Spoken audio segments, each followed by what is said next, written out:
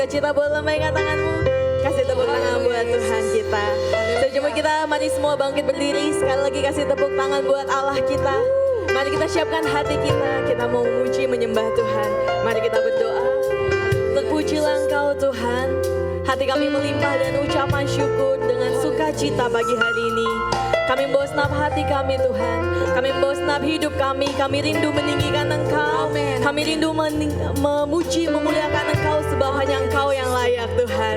Bertatalah di atas pujian penyembahan kami. Amin. Terima kasih Tuhan Yesus. Haleluya, haleluya. Amin. Mari kita siapkan hati kita. Kita mau kasih yang terbaik buat Tuhan. Sebab hanya Engkau yang layak Tuhan. Kami mau tinggikan Engkau Yesus.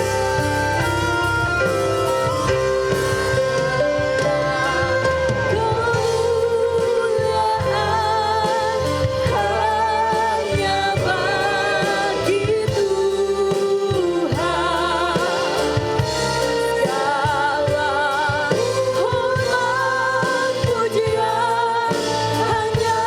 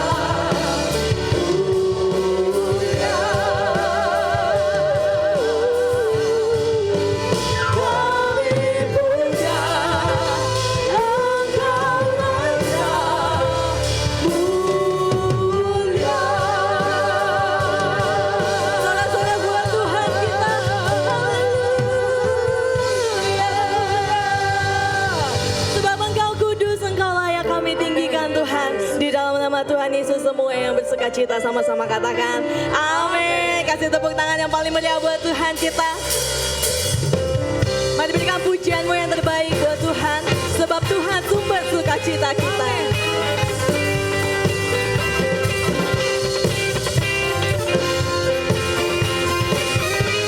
Mari dengan senang hatimu katakan, sukacita dari Tuhan adalah kekuatanku, kekuatanku. Sukacita dari Tuhan adalah kemenanganku, kemenanganku. Sukacita dari Tuhan, Dia selalu menghiburku. Ku kan bersuka dalam Tuhan seumur hidupku. Mari lambaikan tanganmu. Sebab Kau sumber sukacitaku. Ku kan bernyanyi, ku kan bersuka. Hanya di dalam-Mu ku temukan sukacita yang sempurna. Amin. Sebab Kau sumber sukacitaku. Ku kan bernyanyi, ku kan bersuka. Dengan iman katakan, melihat Yesus sumber sukacita. Yang setuju katakan amin. Mari biar jemaat Tuhan saja katakan, sukacita dari Tuhan, kekuatanku. Dengan iman katakan, kemenanganku.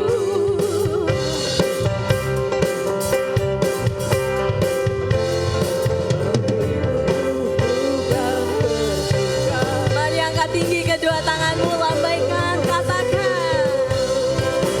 Sebab Kau sumber sukacitaku. Ku kan bernyanyi, ku kan bersuka. Hanya di dalam-Mu ku temukan sukacita yang sempurna. Sebab Kau sumber sukacitaku.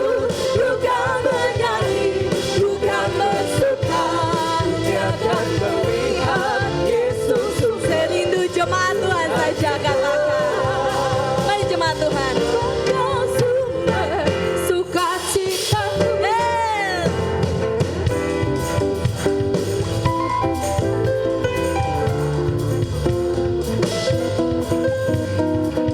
Oh, haleluya.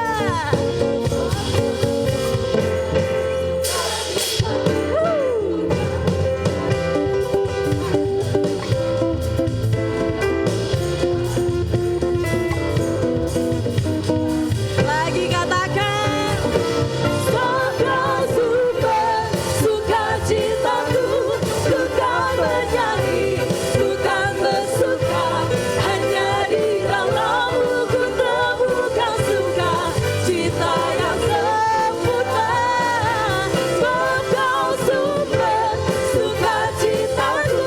Ku kan bernyanyi, ku kan bersuka. Dunia akan melihat Yesus sumber sukacita. Katakan, dunia akan melihat, Yesus sumber sukacita. Dunia akan melihat Yesus sumber sukacita. Haleluya. Kasih tepuk tangan yang paling meriah buat Tuhan kita. Jemaat Tuhan silakan duduk. Jemaat Tuhan, kita akan memberikan persembahan yang pertama melalui kantong persembahan, dan persembahan yang kedua bagi diakonia dapat saudara berikan melalui kotak-kotak yang tersedia saat saudara akan meninggalkan ruangan ibadah. Mari kita siapkan persembahan kita yang pertama. Mari kita berdoa. Terpujilah Engkau Tuhan Yesus, Bapa yang kami sembah, Allah yang hidup. Hati kami bersyukur Tuhan. Ya Tuhan. Pagi hari ini Tuhan tiba saatnya untuk kami memberikan persembahan kami. Ya Tuhan Yesus. Engkau memberkati setiap umat-Mu Tuhan. Engkau memberkati keluarga, pekerjaan, segala sesuatu yang kami usahakan. Engkau memberkati persembahan kami Tuhan. Biarlah Amin, persembahan kami amin, boleh Yesus, berguna bagi pekerjaan-Mu di tempat ini. Kami memberikan persembahan kami dengan rasa ucapan syukur, dengan penuh dengan ucapan syukur sebab kami mengasihi Engkau Tuhan. Karena kami tahu Engkau Allah yang lebih dahulu mengasihi kami. Terima kasih Tuhan Yesus, terima kasih. Engkau memberkati hamba-hamba-Mu yang akan menjalankan persembahan. Engkau memberkati keluarga dan usaha mereka Tuhan. Terima kasih Bapa, kami bersyukur di dalam nama Tuhan Yesus. Haleluya, amin.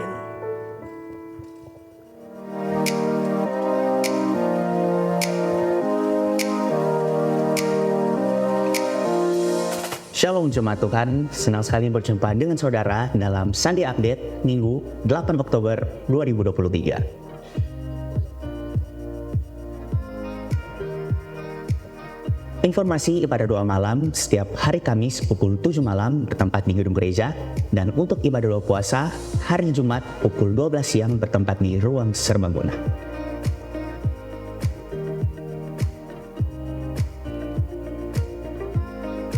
Buat mentor dan menti tetap semangat, di hari Jumat 13 Oktober 2023 pukul 7 malam adalah hari terakhir SMK kelas berakar dan akan berjumpa kembali di tahun 2024 di kelas bertumbuh. Untuk itu, mentor dan menti diwajibkan untuk hadir.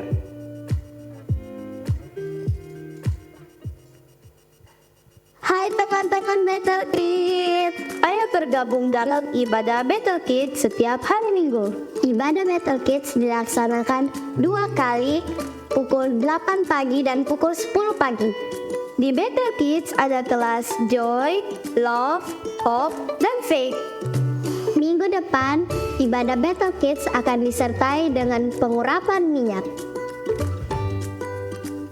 Mama dan Papa jangan lupa ya untuk membawa anaknya datang beribadah. See you and God bless you.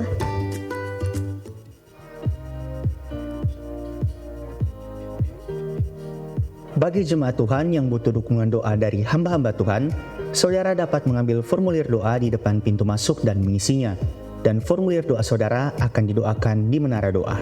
Dan bagi jemaat Tuhan yang butuh didoakan dan konseling, jadwal Menara Doa setiap hari Selasa sampai Kamis mulai bulan ini dibagi menjadi 3 sesi. Pukul 9 sampai 10 pagi, pukul 10 sampai 11 siang, dan pukul 11 sampai 12 siang. Bertempat di Menara Doa lantai 2 dan terbuka juga bagi seluruh jemaat Tuhan yang rindu untuk berdoa.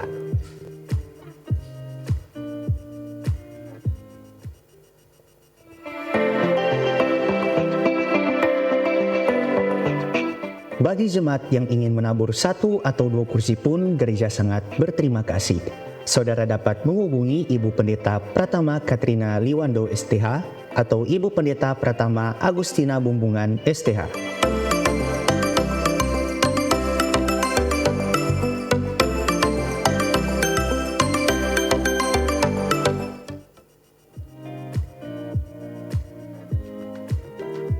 Informasi bagi jemaat Tuhan yang ingin memberikan persembahan melalui transfer bank, saudara dapat mengirimkan bukti transfer melalui nomor WhatsApp 0812 2238 2829. Dan bagi saudara yang akan memberikan persembahan kedua yang saudara berikan akan dipergunakan untuk diakonia.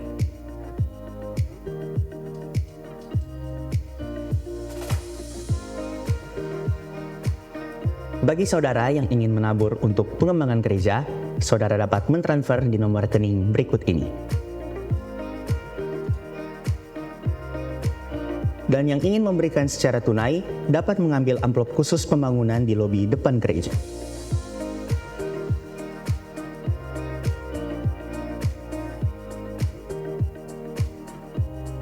Jika Tuhan mampu mengubah siang menjadi malam, maka yakinlah bahwa Tuhan juga bisa mengubah lelahmu menjadi berkat yang melimpah. Happy Sunday and God bless you. Oh haleluya Tuhan Yesus, haleluya Roh Kudus. Sungguh hati kami limpah dengan ucapan syukur kepadamu Tuhan. Sebab sampai saat ini Tuhan, kami masih boleh menikmati semua kemurahan-Mu Tuhan Yesus. kami masih boleh menerima semua kebaikan-Mu di dalam hidup kami, Yesus Tuhan. Haleluya. Terima kasih Tuhan Yesus, terima kasih. Setiap janji-Mu Tuhan, ku simpan dalam lubuk hatiku.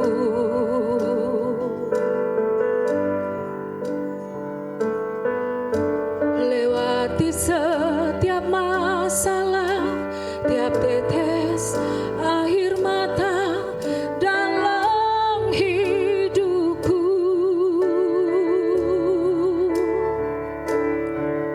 Janji-Mu menopang hidupku, kasih-Mu menuntun langkahku dalam setiap waktu.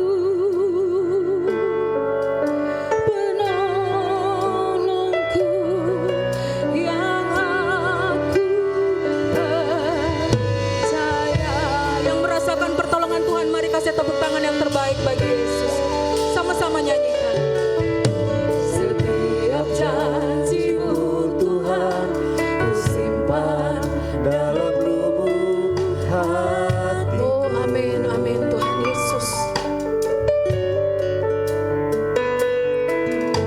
Lewati setiap masalah, tiap tetes air mata dalam hidupku.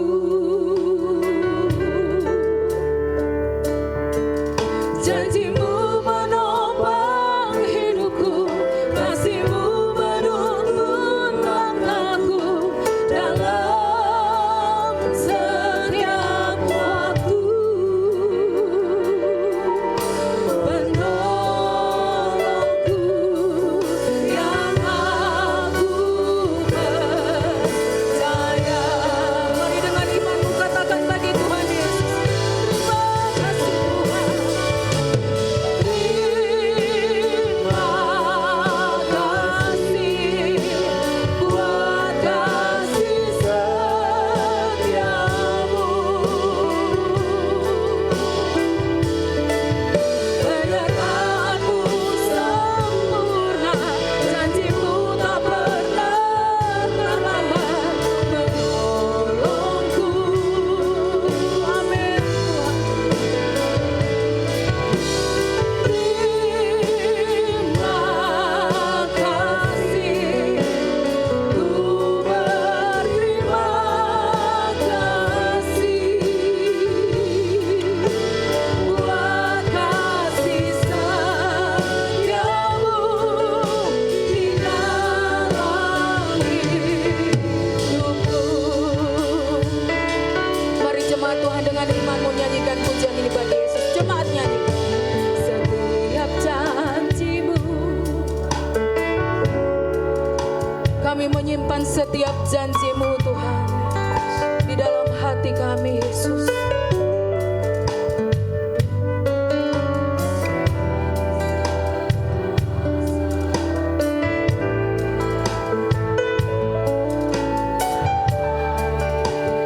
Oh Tuhan Yesus.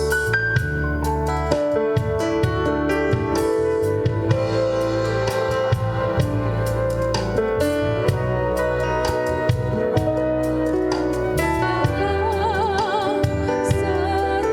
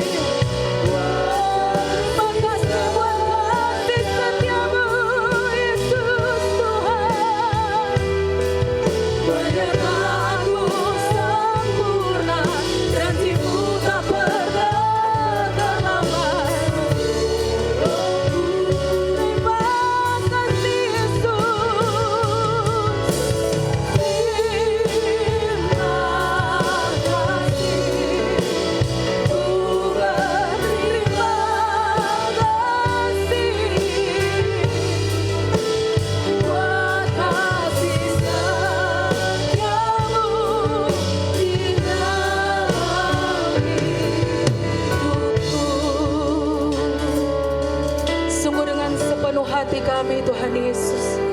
Kami hanya mau terus mengandalkan Engkau di dalam hidup kami Tuhan. Sebab Engkau satu-satunya sumber kekuatan di dalam hidup kami. Engkau satu-satunya sumber pertolongan di dalam hidup kami Tuhan. Sebab Engkau penolong yang setia Yesus. Dan dengan penuh keyakinan kami mau katakan kepadamu, terima kasih buat kasih setiamu Yesus. Penyertaanmu sempurna, janjimu tak pernah terlambat, menolong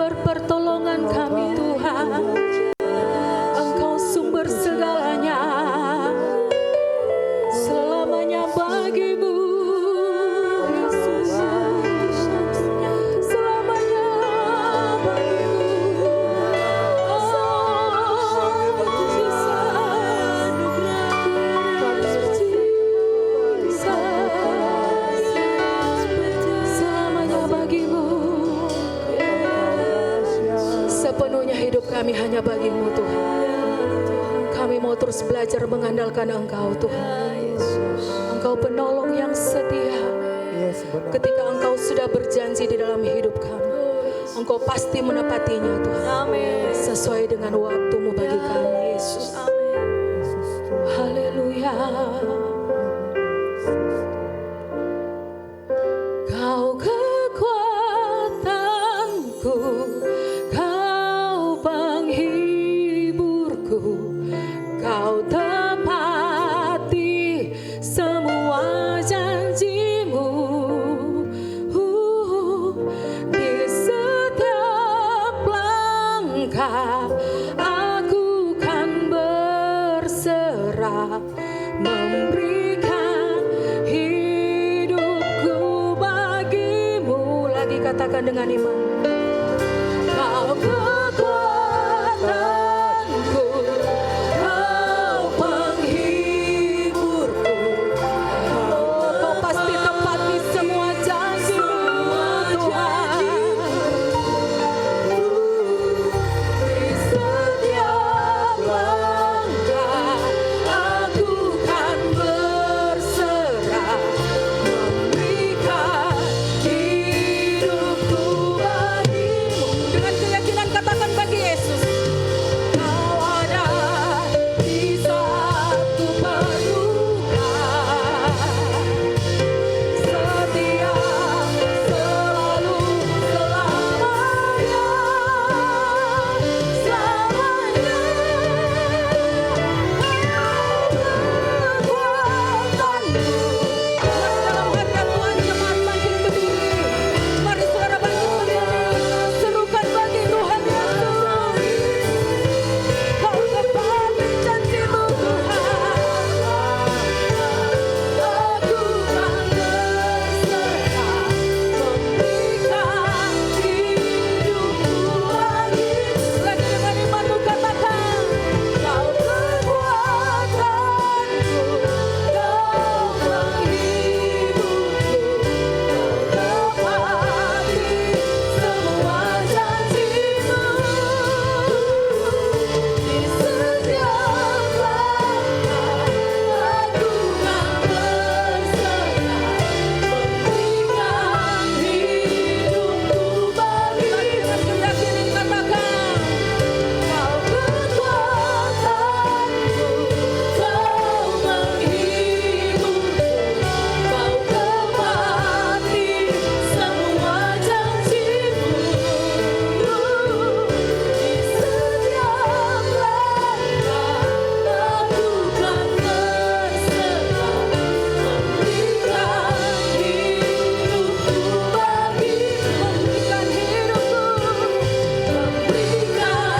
hidupku, memberikan hidupku bagi-Mu. Memberikan hidupku Tuhan, memberikan hidupku bagi-Mu.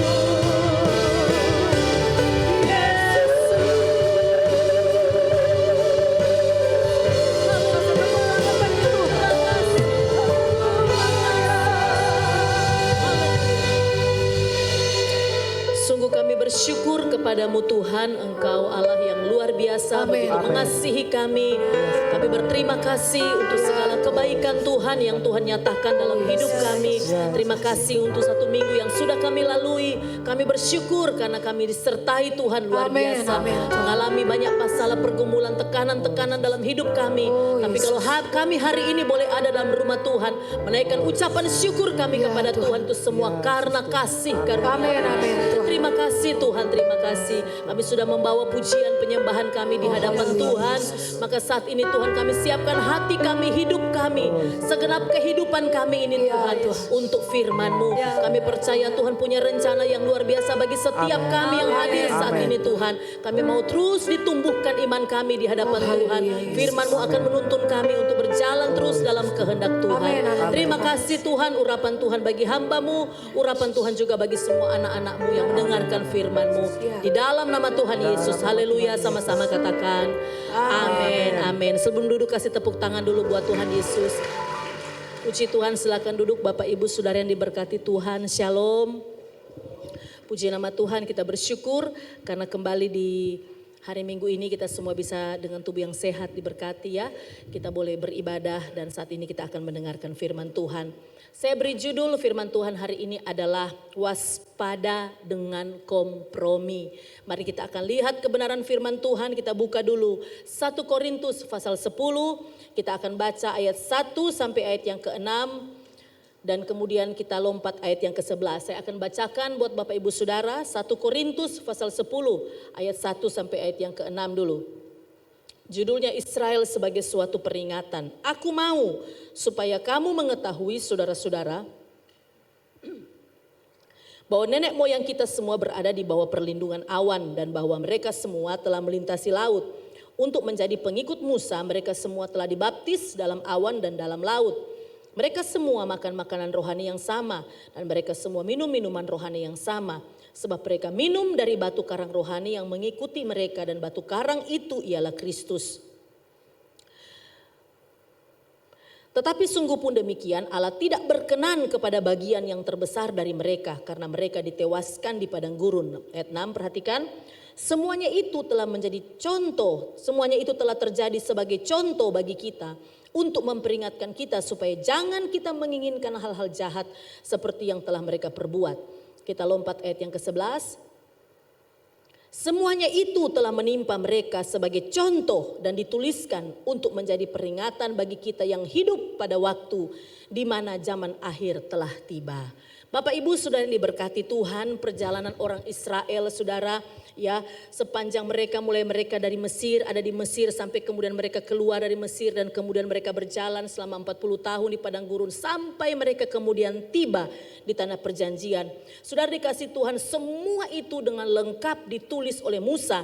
Saudara, untuk firman Tuhan katakan menjadi contoh bagi kita yang hidup di masa anugerah ini. Jadi sudah dikasih Tuhan, memang banyak hal yang dilakukan di perjanjian lama yang sudah tidak dilakukan lagi di perjanjian baru. Tetapi saudara yang dikasih Tuhan bukan berarti bahwa apa yang terjadi dengan orang Israel di perjanjian lama tidak punya benang merah untuk kita yang hidup hari ini saudara ya.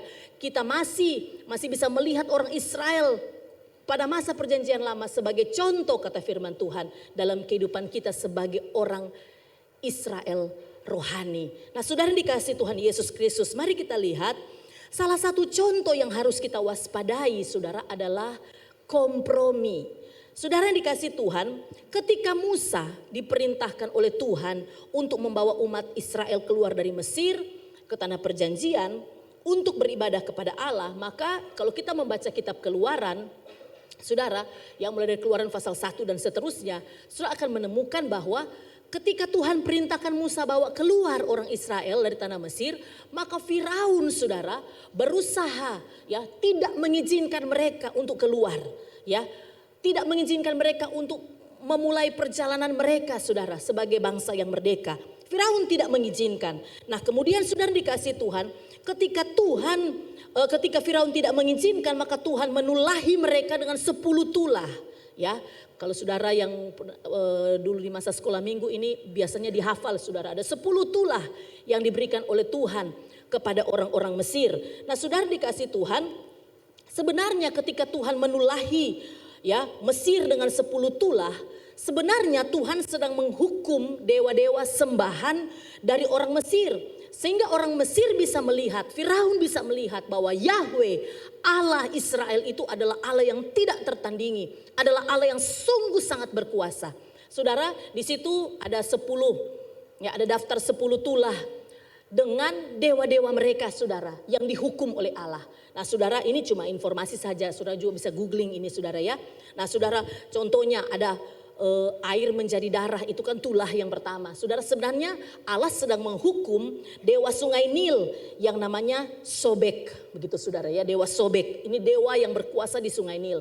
Kemudian yang kedua ada Katak, ya. Sebenarnya Tuhan sedang menghukum dewa Katak namanya dewa Maat.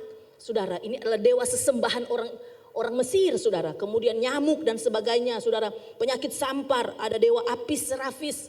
Saudara, jadi semua ini tulah ini terjadi saudara untuk menghukum atau untuk Tuhan menyatakan bahwa dewa-dewa yang mereka sembah itu tidak punya kekuatan apa-apa. Nah saudara dikasih Tuhan, tapi saya tidak akan membahas ini saudara. Nah, di tengah-tengah penghukuman Allah kepada Mesir, saudara, Firaun berkali-kali mempengaruhi Musa dan orang Israel untuk kompromi dengan dia, untuk kompromi dengan Mesir. Saudara dikasih Tuhan, saya mau katakan begini, Mesir itu selalu digambarkan atau dilambangkan sebagai sistem dunia ini, saudara. Kemudian Firaun digambarkan sebagai penguasa dunia ini, yaitu siapa saudara? Iblis atau si jahat. Nah saudara dikasih Tuhan, inilah yang seringkali menjadi strategi si jahat di zaman kita hidup sekarang ini saudara. Untuk mempengaruhi kita agar kita mau berkompromi dengan dunia. Saudara, sebenarnya seperti dewa-dewa sesembahan orang Mesir. Saudara yang sudah tidak punya daya ya untuk melawan kekuatan Allah Israel yang saya sudah sebutkan tadi saudara. Maka begitulah sebenarnya si jahat atau bisa dikatakan iblis saudara. Ya, yang sebenarnya sudah tidak berdaya karena kematian Kristus di kayu salib. Itu sebabnya di dalam 1 Petrus pasal 5 ayat yang ke-8 ya, firman Tuhan berkata bahwa iblis itu hanya seperti singa yang berjalan-jalan mengaum-ngaum saudara, ya, mencari orang yang dapat ditelan bukan dicabik-cabik karena dia sudah tidak punya kekuatan apa-apa. Maka sudah dikasih Tuhan, iblis sebenarnya hanya bisa menakut-nakuti orang percaya. Sehingga banyak orang percaya hidup dalam kekhawatiran, banyak orang percaya hidup dalam kehilangan iman. Banyak yang sudah mulai ragu-ragu karena sudah sekian puluh tahun ikut Tuhan tapi tidak melihat pengalaman-pengalaman rohani yang luar biasa. Saudara, sehingga banyak orang yang mundur, sehingga banyak orang yang menjadi kecewa. Akhirnya memilih untuk kompromi. Mari kita lihat saudara. Mari kita lihat kompromi seperti apa yang selalu ditawarkan oleh iblis. Tapi kita akan berkaca dari pengalaman orang Israel. Nah saudara dikasih Tuhan, mari kita lihat. Saudara dalam Keluaran pasal 8 ayat yang ke-25 mari kita lihat kompromi seperti apa yang selalu ditawarkan oleh iblis kepada kita. Kita lihat dari pengalaman orang Israel. Yang pertama saudara kita lihat Keluaran 8 ayat 25.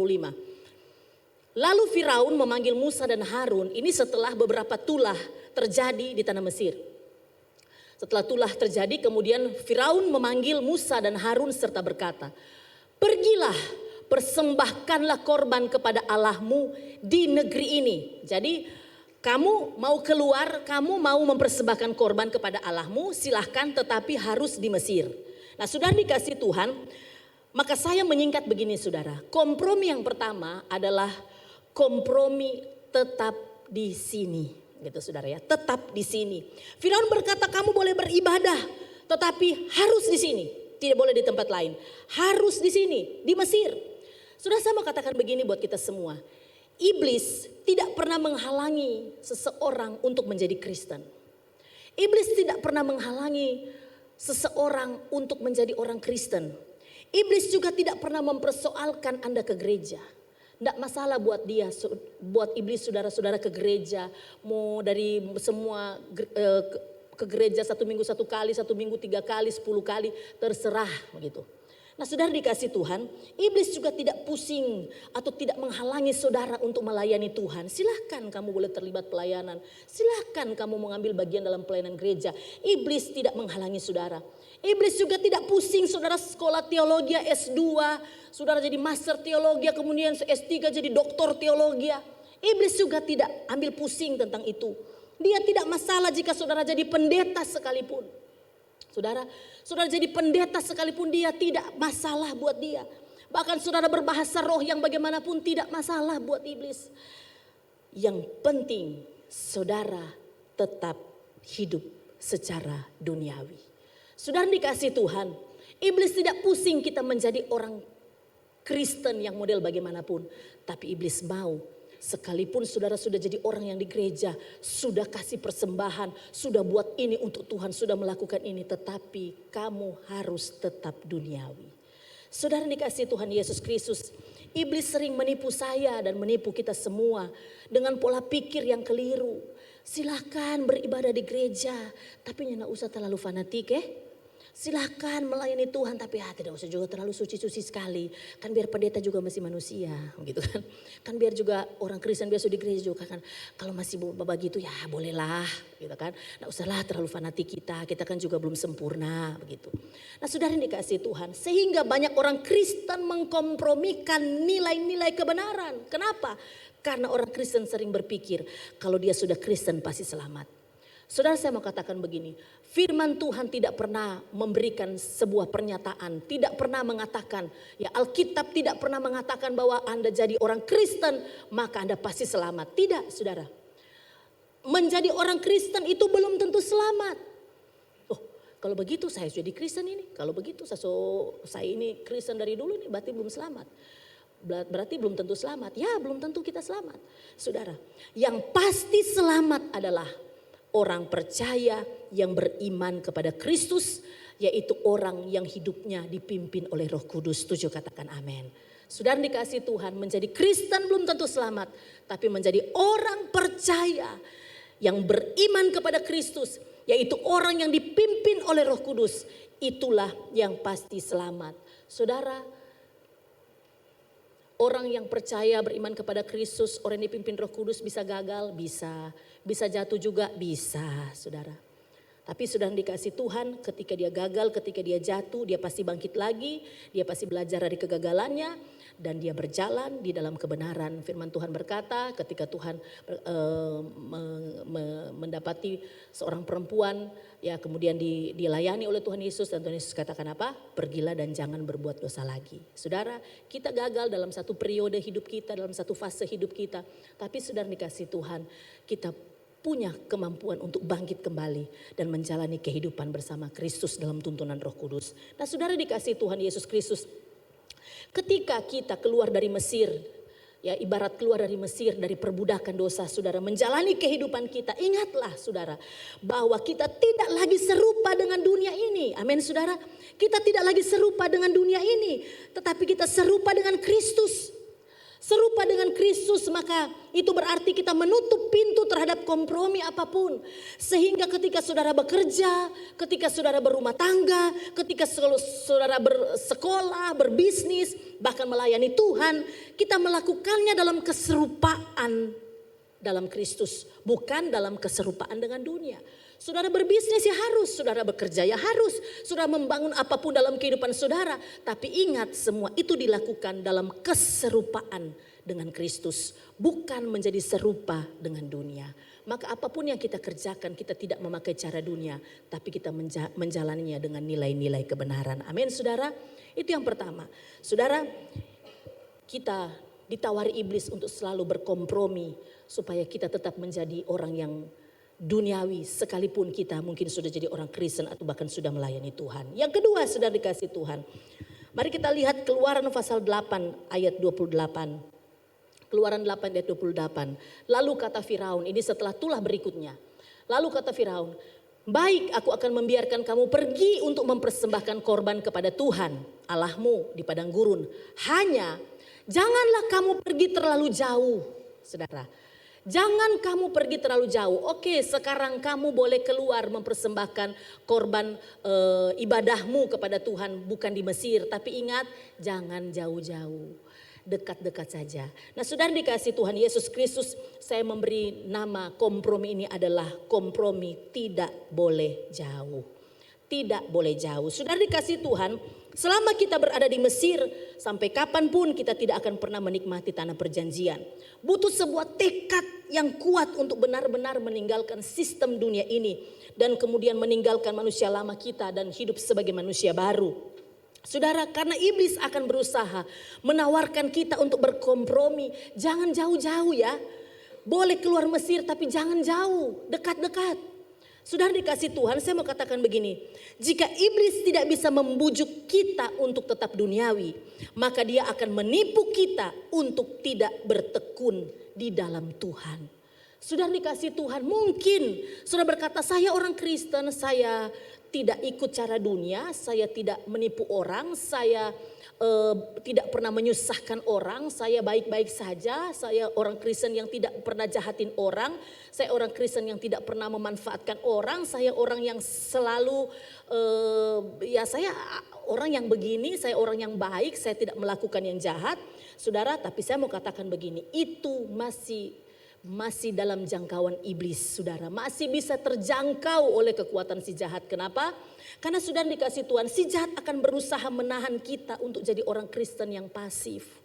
Memang kita tidak menyusahkan orang, memang kita tidak melakukan dosa, memang mungkin kita tidak berada dalam sistem dunia ini. Tapi saudara dikasih Tuhan, kalau kita cuma jadi orang Kristen yang pasif, kita cuma jadi penonton saja saudara, maka itu masih di dalam jangkauan.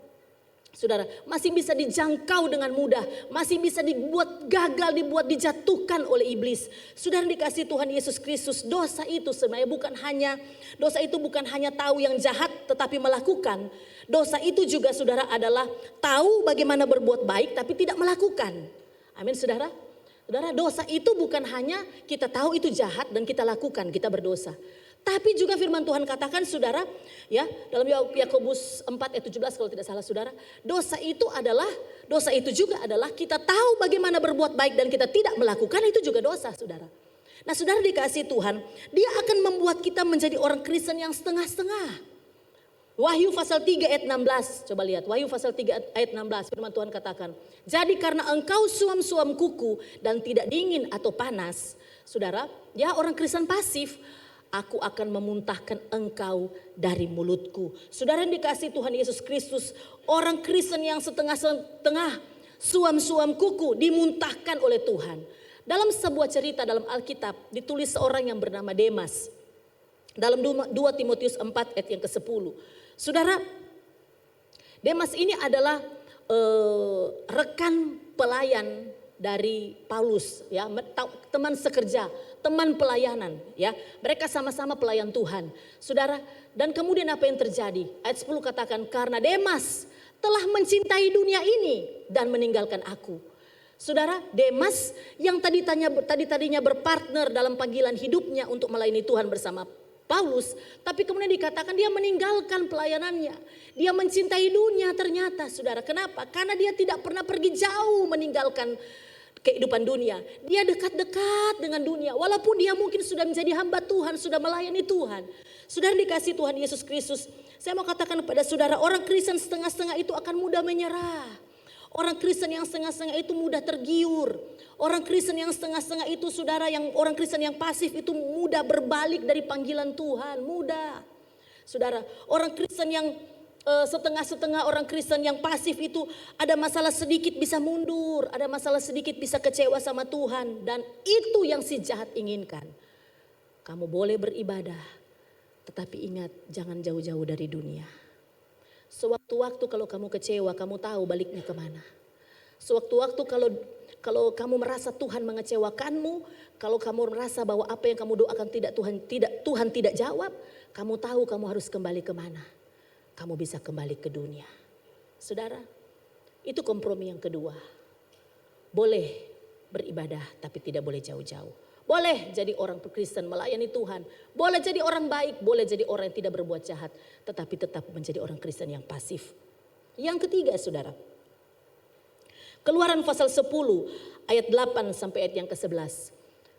Firman Tuhan katakan ini setelah tulah lagi berikutnya. Lalu Musa dan Harun dibawalah kembali kepada Firaun dan berkatalah Firaun kepada mereka. Pergilah beribadahlah kepada Tuhan Allahmu. Siapa-siapa sebenarnya yang akan pergi itu? Terus jawab Musa, kami hendak pergi dengan orang-orang yang muda dan yang tua. Dengan anak-anak lelaki kami dan perempuan. Dengan kambing domba kami dan lembu sapi kami. Sebab kami harus mengadakan perayaan untuk Tuhan. Terus tetapi Firaun berkata kepada mereka, Tuhan boleh menyertai kamu jika aku membiarkan kamu pergi dengan anak-anakmu. Lihat jahatlah maksudmu. Ayat 11. Bukan demikian kata Firaun. Kamu boleh pergi tetapi hanya laki-laki. Dan beribadalah kepada Tuhan sebab itulah yang kamu kehendaki. Lalu mereka diusir dari depan Firaun. Kali ini oke, mau jauh tidak masalah. Kamu mau dekat, kamu mau jauh silahkan. Tapi hanya yang laki-laki saja. Saudara, kompromi yang ketiga ini saya beri nama kompromi tidak perlu semua. Tidak perlu semua. Saudara, kali ini Firaun memutuskan yang boleh beribadah. Bukan seluruh anggota keluargamu. Tetapi hanya yang laki-laki saja. Yang wanita dan anak-anak tetap tinggal di Mesir. Saudara, saya mau katakan begini. Jika iblis tidak dapat membuat kita mengasihi dunia. Dia akan membuat kita lengah terhadap keluarga dan orang-orang terdekat kita. Saudara, mengapa Firaun berkata hanya mengizinkan yang pria saja beribadah? Kenapa dia hanya memperbolehkan yang pria saja yang beribadah? Anak-anakmu, khususnya anak-anakmu laki-laki, perempuan-perempuan, wanita, semua tinggal, istrimu tinggal di Mesir. Yang laki-laki boleh, mau pergi jauh-jauh juga silahkan. Saudara yang dikasih Tuhan, karena dia tahu para pria itu pasti akan kembali ke Mesir. Karena ada istri, ada anak-anak, ada orang tua, ada keluarganya di Mesir. Saudara, iblis selalu merusak pola pikir. Hari ini saya dalam poin ini saudara, saya lebih banyak berbicara kepada para imam, kepada para pria, kepada para laki-laki, kepada kepala-kepala rumah tangga. Saudara, saya mau sampaikan ini. Iblis selalu merusak pola pikir para imam dalam keluarga. Bahwa tidak penting memperhatikan pertumbuhan rohani keluarganya. Pertumbuhan rohani istri, khususnya anak-anaknya. Saudara yang dikasih Tuhan, itu sebabnya banyak anak-anak, bahkan anak-anak hamba Tuhan, bahkan anak-anak pelayan Tuhan yang kemudian ketika mereka jadi dewasa mereka terhilang. Mereka tidak bertumbuh rohaninya, mereka hidup secara duniawi. Saudara, kenapa? Karena para imam hanya merasa puas kalau dia sudah datang beribadah, dia jadi majelis gereja, dia jadi penatua gereja, dia jadi diakon, dia jadi pelayan Tuhan. Kalau soal anak-anak, aduh masih kecil, biar saja di rumah, ada dorang oma yang jaga. Saudara, atau ketika anak-anak itu mulai beranjak remaja, di sekolah minggu dia aktif, tapi remaja, sudah jadi remaja, orang tua, bapak, ataupun juga ibu merasa bahwa tidak penting. Dorang kan sudah mulai besar, sudah mulai dewasa, tidak apa-apa. Biar juga orang mencari kehidupan mereka sendiri. Yang penting kan mereka tidak mungkinlah pindah agama. Kan kita kan Kristen, apalagi kita masih ke gereja. Saudara yang dikasih Tuhan Yesus Kristus. Ada contoh dalam Alkitab, anak-anak dari Imam Eli. Saudara, anak-anak Imam Eli itu saudara satu waktu. Samuel yang muda itu kata firman Tuhan mendapatkan penglihatan dari Tuhan. Mendengarkan suara Tuhan. Dia mendengarkan suara Tuhan, Tuhan bicara kepada Samuel, kasih tahu sama Imam Eli, anak-anaknya itu jahat. Anak-anaknya itu dursila, anak-anaknya itu melakukan yang jahat di mataku. Kasih tahu bahwa aku akan menghukum anak-anaknya. Kalau Tuhan mau menghukum anak-anaknya, Imam Eli, Hofni dan Pinehas, sebenarnya kalau dia mau hukum, dia hukum saja. Tetapi karena Tuhan sebenarnya mengasihi keluarga Imam Eli. Itu sebabnya datang firman Tuhan kepada Samuel. Supaya Samuel beritahu Imam Eli. Anak-anakmu jahat di mataku. Saudara. Tetapi kalau kita lihat ayat 23 sampai 24 1 Samuel pasal 2. Ketika kemudian Samuel menyampaikan itu kepada Eli, Imam Eli. Reaksi Imam Eli itu biasa saja. Dia pergi kepada anak-anaknya, dia berkata, mengapa kamu melakukan hal-hal yang begitu? Sehingga ku dengar dari segenap bangsa ini tentang perbuatan-perbuatanmu yang jahat itu. Terus, janganlah begitu anak-anakku. Bukan kabar baik yang ku dengar itu, bahwa kamu menyebabkan umat Tuhan melakukan pelanggaran. Saudara lihat, akan kalau saudara membaca sepanjang 1 Samuel pasal 2 ini, saudara akan menemukan bahwa Eli kompromi dengan dosa anak-anaknya. Dia tidak berusaha menegur dengan keras kepada anak-anaknya. Dan seharusnya sebagai imam di bait Allah, saudara, yang bertanggung jawab penuh. Bahkan kalaupun anak-anaknya melakukan yang jahat, dia harus memecat anak-anaknya daripada anak-anaknya nanti akan mati. Saudara, anak-anak Imam Eli ini jahatnya begini saudara. Setiap kali ada korban persembahan, korban bakaran, lemak-lemak itu kan harus dibakar. Tetapi anak-anak Imam Eli, anak lemak-lemaknya itu diambil saudara. Dipakai untuk kepentingan diri sendiri, bahkan mereka tidur, berbuat zina, berbuat cabul dengan perempuan-perempuan yang melayani di bait Allah. Saudara yang dikasih Tuhan Yesus Kristus, apa yang terjadi? Kalau saudara membaca terus cerita itu, saudara akan menemukan anak-anaknya mati. Dan Imam Eli juga akhirnya mati. Dia terjatuh, saudara, patah batang lehernya, saudara. Saudara dikasih Tuhan Yesus Kristus. Mari orang tua, kalau saudara bisa dengan begitu antusias untuk bakat anak-anakmu. Ada orang tua yang begitu antusias untuk kasih anaknya les musik, begitu kan? Les vokal, les olahraga, badminton, begitu. Saudara, ya balet dan lain sebagainya. Pokoknya semuanya, saudara, diberikan yang terbaik untuk anak-anaknya dalam pendidikan. Saudara, pertanyaannya adalah, apakah seantusias itu bapak-bapak, ibu-ibu untuk iman anak-anakmu? Apakah ketika kita begitu antusias untuk kehidupan mereka, untuk bakat minat mereka, apakah seantusias itu kita memperhatikan iman anak-anakmu? Saudara dikasih Tuhan, ada opa dan oma di sini, saudara ya pasti. Kalau saudara masih dekat, masih tinggal, masih bisa menjangkau cucu-cucumu, apakah seantusias itu sayangmu kepada kepada cucu-cucumu, ya? Sehingga kalau papa mamanya tidak kasih sesuatu, saudara bisa pasang badan untuk cucu-cucumu. Tetapi apakah saudara pasang badan ketika cucu-cucumu tidak ke ibadah, tidak ke gereja, tidak beribadah sebagai anak-anak, saudara? Saya mau katakan begini. Saudara, dorong para imam, dorong istrimu untuk beribadah. Di gereja kita ini menyediakan wadah wanita Bethel Indonesia. Saudara, para wanita punya komunitas untuk berkumpul memuji menyembah Tuhan. Saudara dikasih Tuhan, mari bapak-bapak dorong istrimu untuk beribadah WBI. Semakin banyak mereka dengar firman Tuhan kan semakin bagus. Sedangkan dorang sudah masuk ibadah WBI juga karena dorang pemulu masih ke sana kamari. Nanti dorangnya ikut ibadah, nanti mereka tidak punya komunitas. Saudara, mari dorong istrimu untuk melakukan sesuatu yang terbaik. Saudara, beribadah, belajar firman Tuhan. Dorong anak-anakmu untuk ibadah. Kalau anak-anakmu masih kecil, ada wadahnya Bethel Kids. Sudah semakin belia mereka, semakin muda mereka dibawa ke gereja, semakin tertanam firman Tuhan. Satu saat mereka dewasa, bisa saja mereka tersesat, bisa mereka gagal, bisa. Tapi firman Tuhan tidak akan pernah kembali dengan sia-sia. Amin saudara. Satu waktu mereka akan mengingat, karena banyak kesaksian saudara, banyak kesaksian. Ketika mereka dewasa sudah sempat tinggalkan Tuhan, tapi mereka ingat guru sekolah minggu mereka. Mereka ingat firman Tuhan yang mereka dapatkan dari sekolah minggu.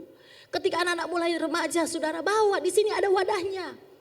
Ada remaja, ada ibadah youth, ada ibadah untuk yang masih kuliah, ada. Bahkan untuk yang dewasa muda pun ada. Gereja berusaha mengcover semua kebutuhan rohani dari semua lapisan usia, saudara. Ada juga bapak-bapak punya ibadah, The Kings itu cuma 1 bulan 1 kali. Maka saya usulkan harusnya The Kings itu ditambah. Karena bapak-bapak juga butuh banyak dengar firman Tuhan supaya semakin bertanggung jawab kepada pertumbuhan iman dari keluarganya. Nah saudara dikasih Tuhan, berkati anak-anakmu, doakan mereka, anggota keluargamu, beri teladan dalam ibadah. Baca firman Tuhan, perlihatkan kepada anak-anakmu, beri contoh yang baik. Bahwa saudara membaca Alkitab, saudara berdoa. Atau waktu mereka akan menjadi orang-orang juga yang melakukan hal yang diteladankan oleh orang tuanya. Saudara, kenapa? Karena satu waktu para imam akan dimintai pertanggungjawaban keluargamu di hadapan Tuhan. Saudara dikasih Tuhan, saudara, Tuhan tidak hanya akan meminta pertanggungjawaban yang menyangkut bisnismu, yang menyangkut pekerjaanmu. Tetapi juga Tuhan akan memintai pertanggungjawabanmu sebagai kepala keluarga terhadap kepercayaan yang Tuhan berikan, yaitu kehidupan berkeluarga. Saudara dikasih Tuhan, jangan kompromi dengan pola pikir dunia. Bapak-bapak, para pria, tugas utamamu bukan hanya bekerja, membangun bisnis, membangun usaha. Sudah itu penting dan itu harus. Tetapi yang paling utama adalah mengajarkan dan memberi teladan kehidupan dengan nilai-nilai kebenaran firman Tuhan. Yang terakhir saudara dikasih Tuhan, kita akan melihat dalam Keluaran pasal 10 ayat 24, kompromi yang terakhir saudara, Keluaran pasal 10 ayat 24. Lalu Firaun memanggil Musa serta berkata, pergilah, beribadalah kepada Tuhan. Perhatikan, hanya kambing dombamu dan lembu sapimu harus ditinggalkan. Juga anak-anakmu boleh turut beserta kamu. Jadi kali ini saudara begini, semua boleh, pergi jauh boleh, bawa semua keluargamu sampai istri anak-anak boleh silakan. Tetapi kambing domba lembu sapi tetap tinggal di Mesir. Saudara, Firaun tahu bahwa, maaf yang keempat saudara, yang keempat, kompromi yang keempat saya beri nama, kompromi tidak bawa apa-apa. Saudara, Firaun tahu bahwa ternak diperlukan oleh orang Israel untuk korban bagi Tuhan. Firaun berusaha supaya orang Israel beribadah tanpa korban persembahan dan itu tidak mungkin. Orang Israel ketika mereka beribadah, mereka harus membakar korban. Mereka harus menyembelih binatang, saudara, untuk dipersembahkan kepada Tuhan. Saudara, tanpa ternak maka mereka tidak memiliki apa-apa untuk dipersembahkan kepada Tuhan. Kalau saudara membaca Ulangan pasal 16 ayat 16 sampai 17, coba lihat Ulangan 16 ayat 16 sampai 17. 3 kali setahun setiap orang laki-laki di antaramu harus menghadap hadirat Tuhan Allahmu ke tempat yang akan dipilihnya, yakni pada hari raya roti tidak beragi, pada hari raya 7 minggu dan pada hari raya podok daun. Janganlah, perhatikan saudara, janganlah ia menghadap hadirat Tuhan dengan tangan hampa.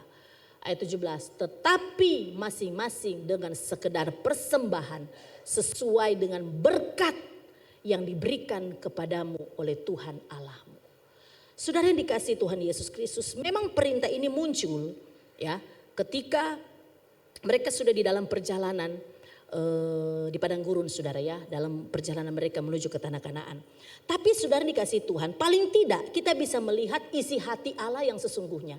Kita bisa melihat pandangan Allah tentang persembahan. Saudara, bahwa Allah sangat menuntut persembahan. Ini bukan kata saya, saudara ya. Saya sebenarnya tidak enak kalau khotbah tentang persembahan. Kenapa? Karena saya full timer, saudara. Saya takut nanti jemaat berpikir yang tidak. Tapi ini firman Tuhan. Dan saya berdosa jika saya tidak menyampaikannya kepada Bapak Ibu Saudara. Saudara dikasih Tuhan. Maka jangan heran ketika di bait Allah, kalau saudara melihat buka Markus 12 ayat 41. Mulai ayat 41, Markus 12.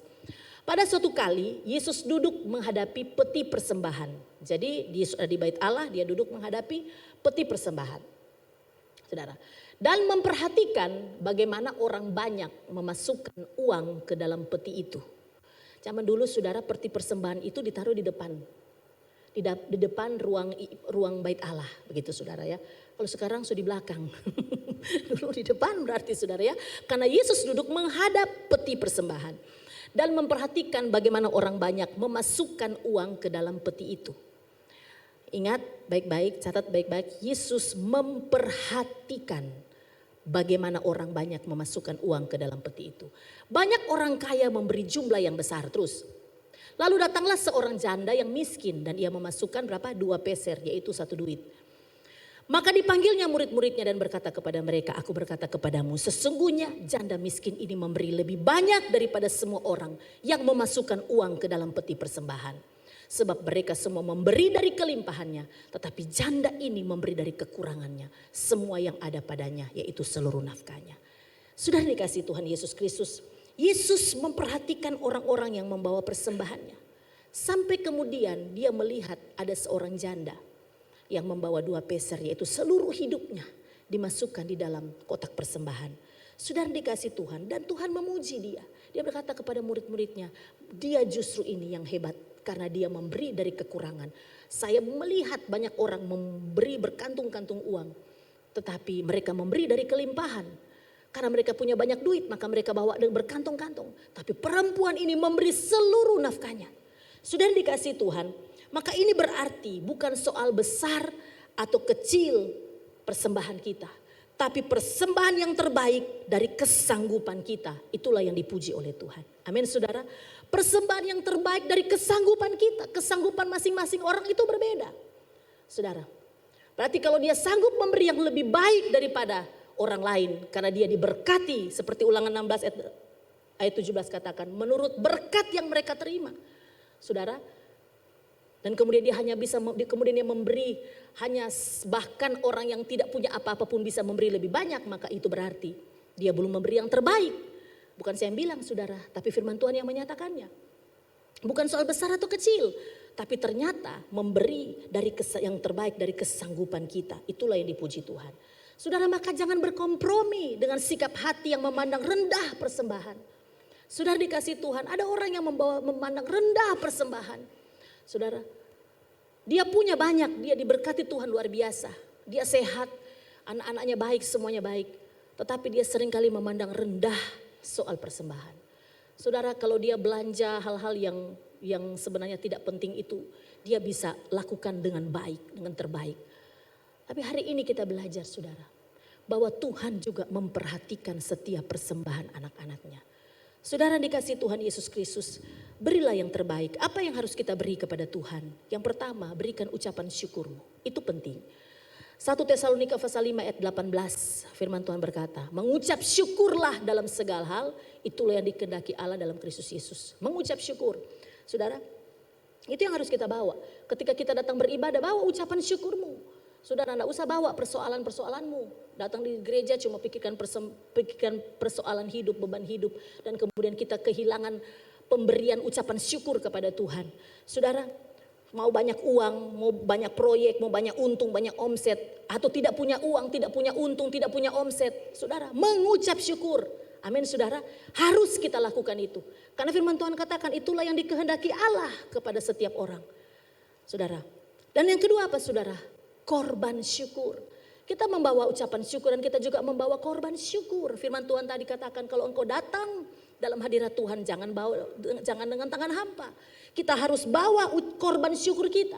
Saudara, banyak di dalam Alkitab dicatat orang-orang yang sebenarnya sangat-sangat tidak punya apa-apa. Janda di Sarfat, dia hanya punya segenggam tepung dan sedikit minyak di buli-buli. Tapi kemudian Nabi Elisa datang dan meminta itu untuk dibuatkan kepadanya terlebih dahulu. Janda di Sarfat itu memberikan persembahannya, memberikan apa yang dia punya kepada Nabi. Saudara dikasih Tuhan, janda yang tadi 2 peser, dia memberikan seluruh nafkahnya dalam kotak persembahan itu. Saudara, ada juga yang namanya Dorcas. Dia merelakan uangnya, membeli kain-kain, kemudian menjahitkan dan membagi-bagi kepada janda. Saudara yang dikasih Tuhan Yesus Kristus, saya mau katakan ada banyak orang-orang yang sederhana yang membawa korban syukur bagi Tuhan yang dicatat di dalam Alkitab. Berarti tidak ada alasan untuk tidak membawa persembahan karena memberi bukan soal jumlah, tetapi sikap hati, yaitu kita mau beri yang terbaik menurut kesanggupan kita. Amin, saudara. Saudara dikasih Tuhan Yesus. Saya akan tutup firman Tuhan hari ini, saudara.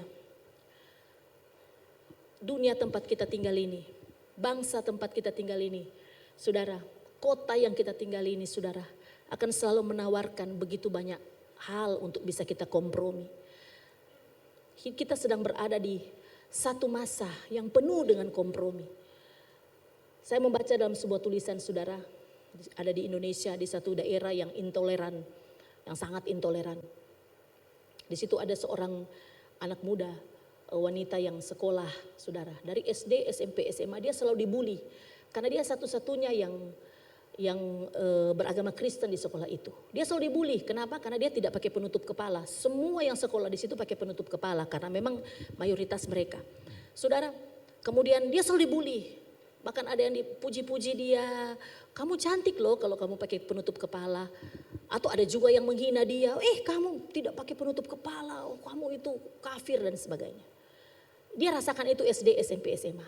Ketika dia masuk perguruan tinggi, saudara, maka bully itu makin terjadi. Akhirnya dia memutuskan, ya sudahlah, saya kompromi sajalah. Daripada saya terus menerus dari SD sampai saya kuliah, dibully terus, maka kemudian dia memakai penutup kepala. Waktu dia memakai penutup kepala, dia mengikuti kuliah. Kemudian teman-temannya pikir bahwa mereka itu seagama. Diajaklah dia, ayo kita sembahyang. Kemudian wanita ini berkata, oh maaf saya Kristen. Dibully lagi, saudara, dibully lagi. Kalau kamu Kristen, kenapa kamu pakai tutup kepala? Kamu penistaan ini, begitu, saudara. Jadi dia bingung. Saya tidak pakai, saya dibully. Saya pakai juga, saya dibully. Saudara, mengapa saya ceritakan ini? Inilah bentuk-bentuk yang akan kita hadapi dalam hidup ini. Walaupun mungkin tidak seperti ini. Banyak hal yang membuat kita harus berkompromi dalam hidup ini. Saudara berbisnis, saudara harus berkompromi. Saudara bekerja, saudara harus kompromi. Saudara sekolah, saudara apapun. Kita harus berkompromi dengan dunia ini.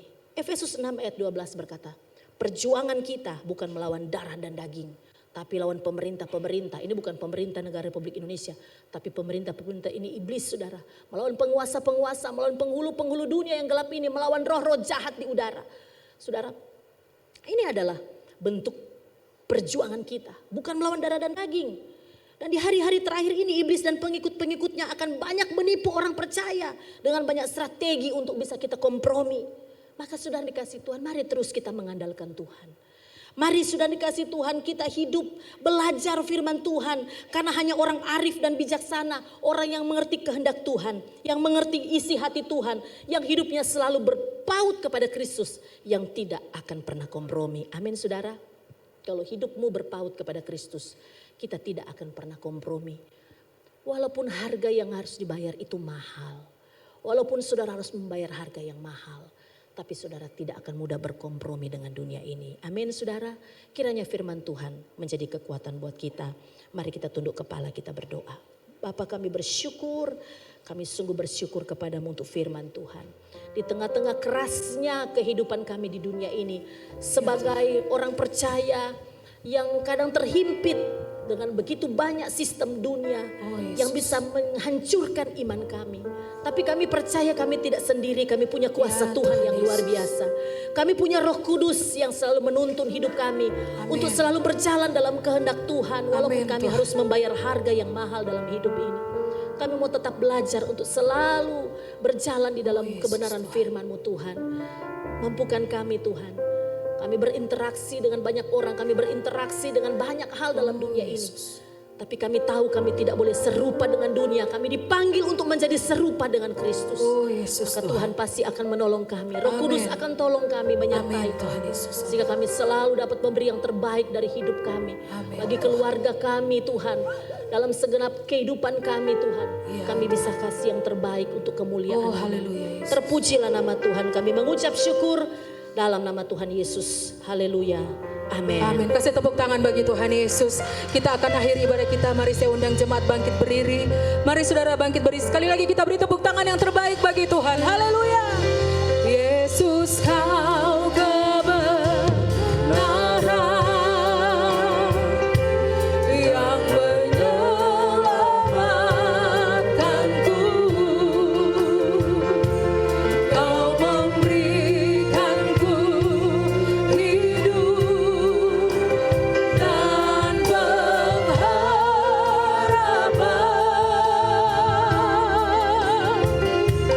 Ku ikut kehendakmu.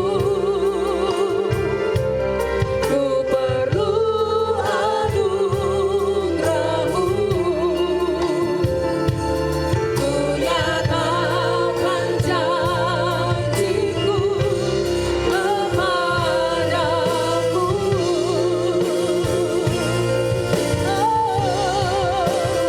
Kalau ku hidup bagimu. Hatiku tetap menyembahmu. Dunia tak bisa menjauhkanku dari kasih-Mu. Selama ku hidup bagimu. Mataku tetap memandangmu. Dunia tak bisa menjauhkanku dari kasih-Mu. Lagi dengan penuh iman kita serukan bagi Yesus. Kalau ku hidup bagimu. Hatiku tetap menyembahmu. Dunia tak bisa menjauhkanku dari kasih-Mu. Selama ku hidup bagimu. Mataku tetap memandangmu. Dunia tak bisa menjauhkanku dari kasih-Mu. Dunia tak bisa. Dunia tak bisa menjauhkanku dari kasih-Mu. Dunia tak bisa. Dunia tak bisa menjauhkanku dari kasih-Mu.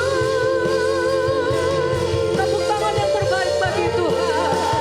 Haleluya. Engkau tahu kami dalam posisi seperti apa Tuhan. Karena tidak ada yang tersembunyi di hadapan Tuhan. Amin. Dalam posisi seperti apa kami Tuhan. Sama yang sedang dikehendaki oleh Firaun, yaitu dunia ini. Namun Tuhan, Engkau mengasihi kami. Engkau menyampaikan apa yang menjadi isi hati-Mu bagi kami. Karena Engkau mau kami memberikan secara total hidup kami. Kami sungguh mengasihi Engkau sebagaimana hukum yang Tuhan berikan bagi kami. Kasihilah Tuhan dengan segenap hatimu, dengan segenap jiwamu, dan dengan segenap kekuatanmu. Dan kasihi sesamamu manusia seperti Engkau mengasihi diri kami. Tuhan, Engkau yang paling tahu. Kami menyadari Tuhan bahwa Engkau sangat mengasihi kami sekalipun kami tidak seperti apa yang Engkau harapkan dalam hidup kami. Tetapi Tuhan, Engkau selalu membawa kami untuk semakin hari kami semakin disempurnakan untuk menjadi sama seperti Yesus. Engkau menyadarkan kami bahwa kasih-Mu begitu besar. Sekalipun Engkau Allah pencipta alam semesta, Engkau pencipta dunia dan segala isinya, Engkau sudah menciptakan kami. Tetapi Engkau rela turun menjadi sama seperti manusia. Engkau menyerahkan segala-galanya. Engkau mengosongkan hidupmu Tuhan, tidak menganggap kesetaraan dengan Allah sesuatu milik yang harus Engkau pertahankan. Tetapi Engkau mau taat sampai mati. Engkau menebus dosa kami manusia. Secara total Engkau memberikan hidupmu bagi kami manusia yang berdosa. Itulah sebabnya Engkau menghendaki supaya kami pun mengasihi Engkau. Kami tidak kompromi dengan dunia tawarkan bagi kami. Sebab ketika kami kompromi, kami pasti akan jauh dari Tuhan. Kami pasti akan diombang-ambingkan oleh masalah-masalah kehidupan ini. Sehingga kami tidak bisa bertumbuh di dalam Engkau. Dan satu saat kami akan jatuh. Tuhan, tolong kami. Biarlah seberapa banyak kami yang hadir pada siang hari ini, kami boleh mengerti pesan-Mu bagi kami. Karena Tuhan sangat mengasihi kami. Engkau mau supaya kami tetap kuat dan setia sampai mati.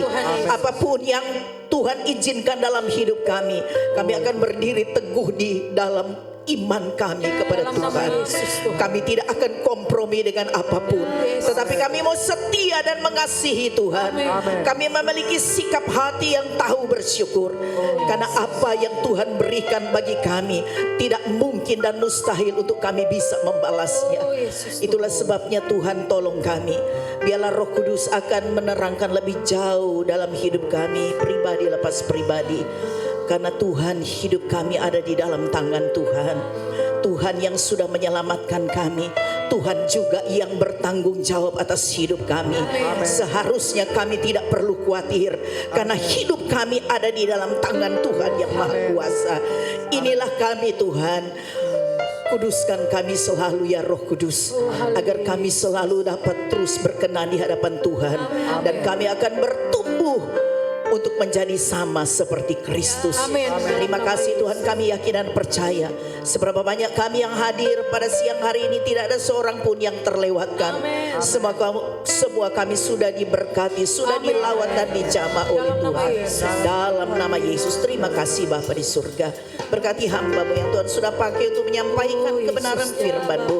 Biarlah hikmat pengurapan Tuhan atas hamba-Mu lebih lagi dipakai Tuhan, untuk menjadi berkat bagi jemaat Tuhan di tempat ini, bahkan dimanapun dia berada.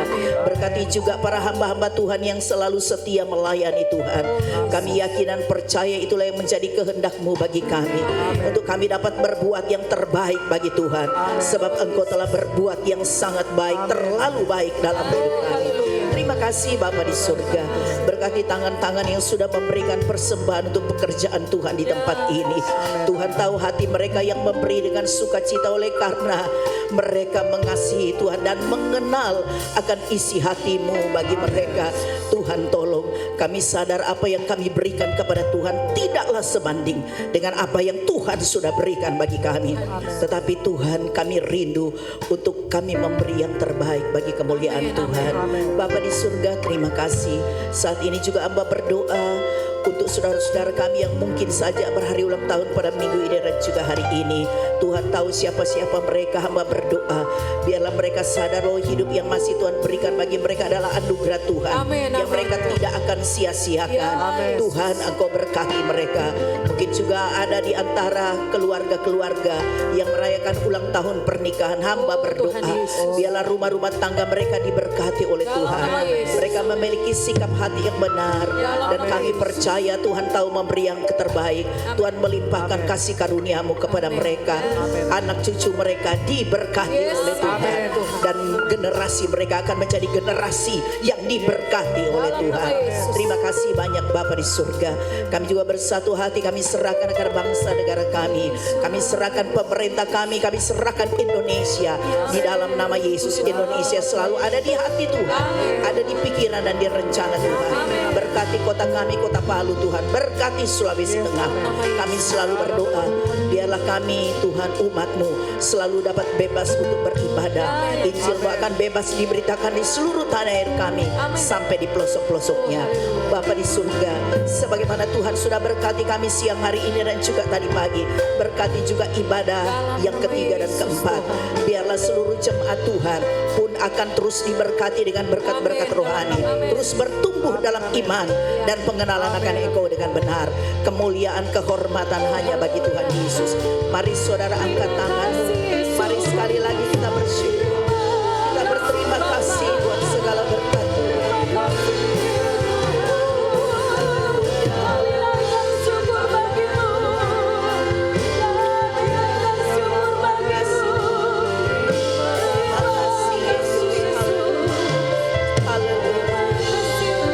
Tuhan memberkati engkau dan melindungi engkau. Tuhan menyinari engkau dengan wajahnya dan memberikan engkau kasih karunia.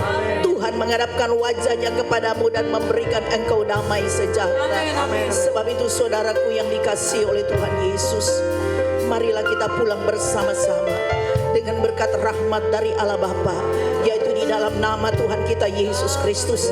Persekutuan dengan kuat kuasa Roh Kudus akan senantiasa menyertai kita semua, senantiasa memelihara dan melindungi kita, menguatkan kita setiap saat, serta memberkati kita semua mulai saat ini sampai Maranatha Tuhan Yesus datang kembali. Haleluya. Yang percaya katakan sama-sama dengan iman. Amin. Selamat siang, Tuhan Yesus memberkati.